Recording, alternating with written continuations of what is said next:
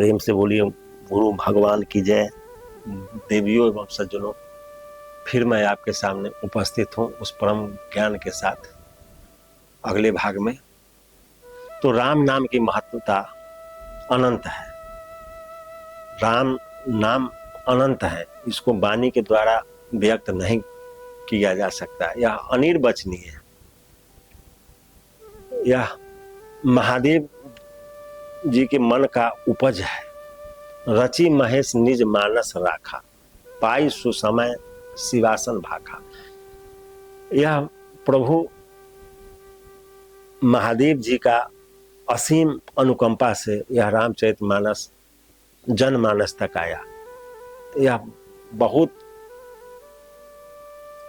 शक्तिशाली और सर्वोपरि ज्ञान है। इसमें समस्त वेद शास्त्र पुराण श्रुति सिद्धांत सबका निचोड़, सबका मत, समस्त देवी देवताओं का मत, सब कुछ निचोड़ कर उस रामचरितमानस में वर्णन किया गया और प्रभु राम को सर्वोपरि माना गया। और महादेव जी का सबसे प्रिय राम नाम है। और महादेव जी गुरुओं के परम गुरु हैं और देवों के देव हैं। तो उनका सिद्धांत है राम नाम जप करने का, उसी से लोगों का कल्याण होता है। उसी राम नाम के बल से महादेव जी काशी में मुक्ति का क्षेत्र खोले हुए। जो भी जंतु प्राणी वहाँ काशी में शरीर त्यागता है उसको मुक्ति मिल जाता है। तो वह राम नाम का ही बल है। वह राम नाम की शक्ति को दिखाने के लिए काशी में मुक्ति क्षेत्र खोल के रखे हुए हैं। तो राम का नाम सर्वोपरि है। उसी काशी में कबीरदास रहते थे और कबीरदास भी राम नाम के बहुत बड़े जप करने वाले भक्त थे। राम जी का ही भक्त थे। दिन रात राम नाम का ही जप करते थे। उठते बैठते खाते पीते बिजनेस व्यापार जो भी करते थे वो सब करते हुए, लेकिन राम नाम उनसे कभी छूटता ही नहीं था। हर हमेशा राम नाम का रटन उनको लगा ही रहता था। एक आस, एक भरोसा और एक विश्वास केवल राम पे। उनके गुरु जी ने उनको राम नाम का ही दीक्षा दिया था और राम नाम जपने के लिए ही कहा था। उस समय सबसे बड़े संत रामानंद जी थे, उन्हीं के उस शिष्य थे कबीरदास जी। तो उनको राम नाम जपने के लिए उनको गुरु जी ने आदेश दिया था और कबीरदास राम नाम जपते थे बहुत प्रेम और श्रद्धा के साथ। एक बार यह बात चारों तरफ फैल गया कि कबीरदास राम नाम का बहुत बड़े भक्त है, बहुत अच्छा साधक है, बहुत जाप करते हैं, दिन रात उसी में लगे रहते हैं, सारे समय राम नाम के बिना एक क्षण भी नहीं रहते थे। तो विद्वान लोग आया और इनको कंफ्यूज करने लगा, इनके मन में भ्रम डालने लगा। और विद्वान लोगों का बुद्धि बहुत होता है, घुमा फिरा के तर्क बेतर्क करके इनके सामने प्रस्तुत कर दिया। दे कबीरदास जी आप किस राम का भजन करते हैं? तो कबीरदास जी कहे राम तो राम है। तो विद्वान लोग बोल रहे नहीं 4 गो राम है। तो कबीरदास कहे हमको तो नहीं पता है 4 गो राम है, हमारे गुरु जी तो एक ही राम के बारे में बताए।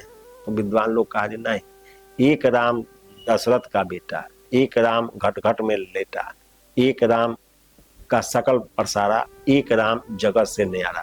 तो 4 राम में से किस राम का भजन कर रहे हैं? तो कबीरदास कहे दी तो हमको पता नहीं था। ठीक है, हम अपने गुरु महाराज से पूछ के आपको बताएंगे। कबीरदास तुरंत जिज्ञासा बस अपने गुरु जी के पास पहुंच गए, क्योंकि इनको तो पता था कि राम एक ही है, 4 राम का तर्क प्रस्तुत कर दिए।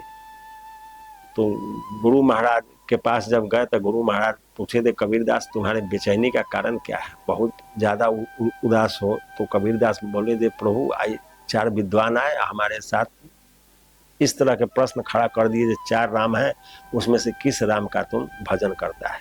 तो हमको तो यह पता ही नहीं था, आप तो एक राम के बारे में बताएं।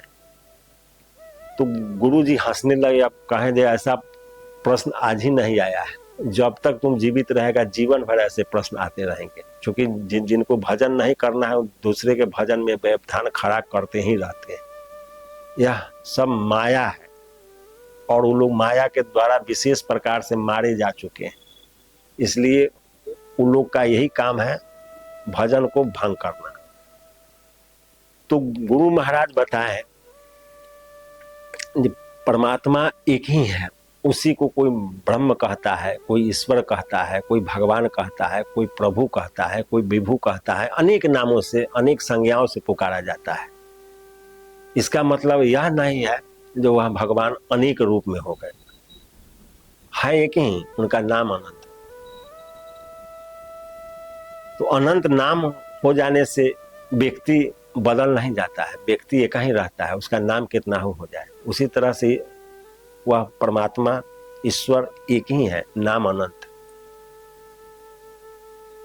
तो जो राम दशरथ का बेटा, वही राम घट घट में लेटा, वही राम का सकल प्रसारा, वही राम जगत से न्यारा।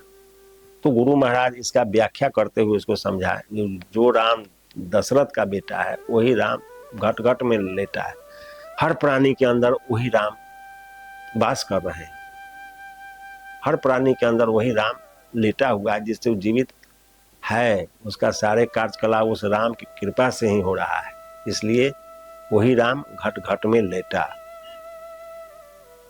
उसी राम का सकल प्रसारा, वही राम पूरे संसार का सृष्टि करके बैठा हुआ है और माया से परे है, वो कहीं उलझे हुए नहीं है, लेकिन उनका लीला है पूरे संसार को सृष्टि करके वही चला रहे हैं, वही बसाए हुए हैं, वही विस्तार किए हुए हैं, तो वही इनका पसार है।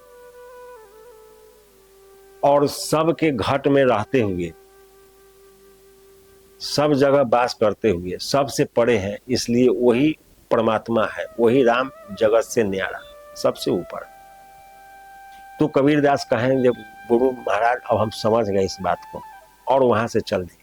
जब चल दिए फिर अपने भजन में मस्त थे। फिर विद्वान लोग कुछ दिन के बाद इनके पास आए, फिर पूछे कि क्या कबीरदास जी आप किस राम का भजन कर रहे हैं।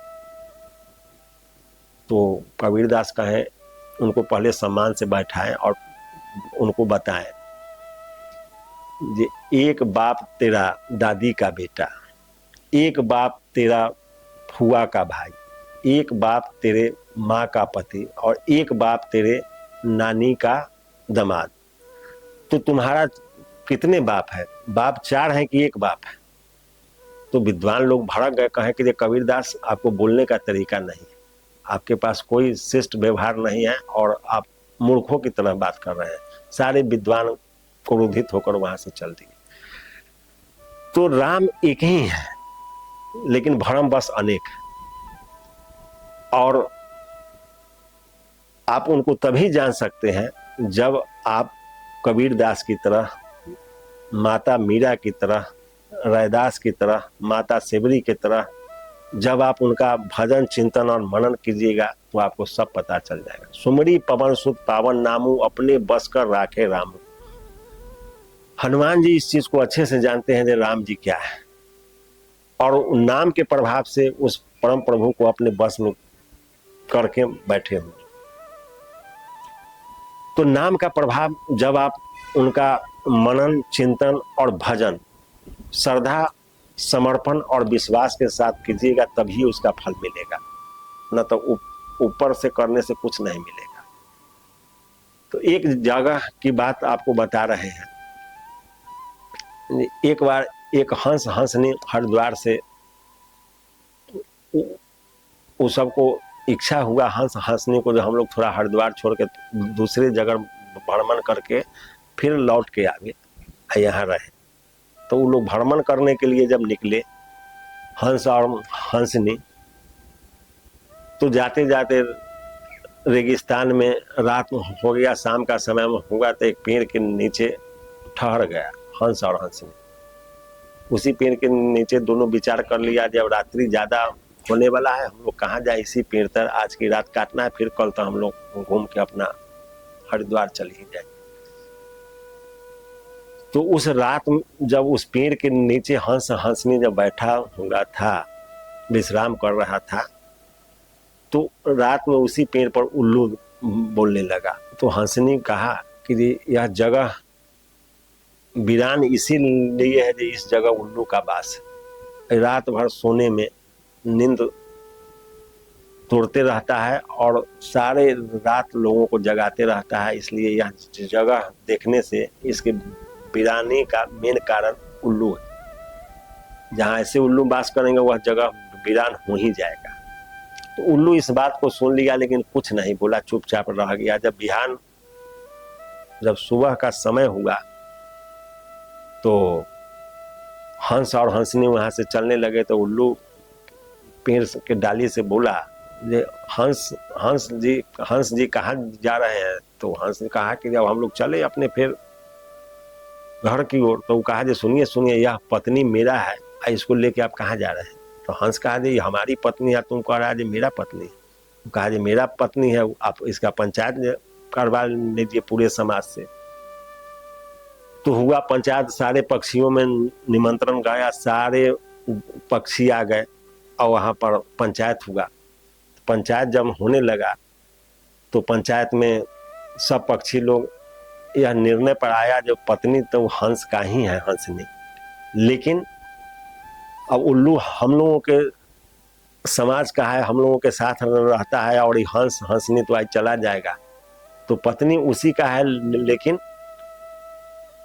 यदि उल्लू कह रहा है तो यह हम लोग इस पंचायत पर आइए कि वह पत्नी उल्लू का ही है।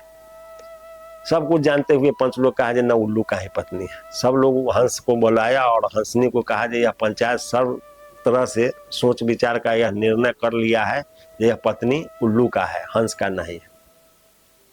और हंस को कहा अभी आपको यह गांव छोड़ने का आदेश पंचायत के द्वारा दिया जा रहा है, अभी आप गांव छोड़ के चल जाइए।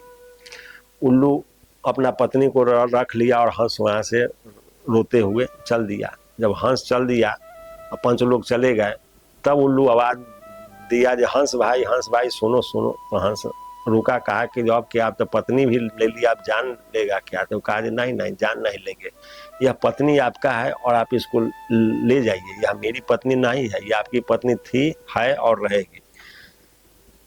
तो हम उल्लू कहा हमको इस बात से बुरा लगा जी आपकी पत्नी रात में बोली थी जहाँ इस उल्लू रहता है वह जगह वीरान हो जाता है, तो आप इस निर्णय पर आइए कि यह जगह उल्लू के लिए वीरान है कि इस तरह के पंच के लिए वीरान है जो सब कुछ जानते हुए गलत फैसला कर रहा है। तो इसमें उल्लू कहाँ दोषी है?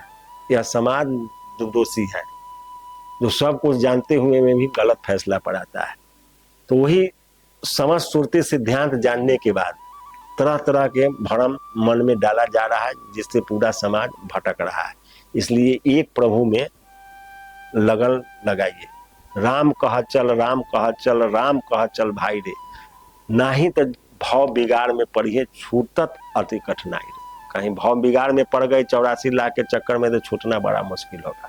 फिर मैं अगले भाग में आपके सामने उपस्थित होऊंगा, तब तक जय गुरुदेव।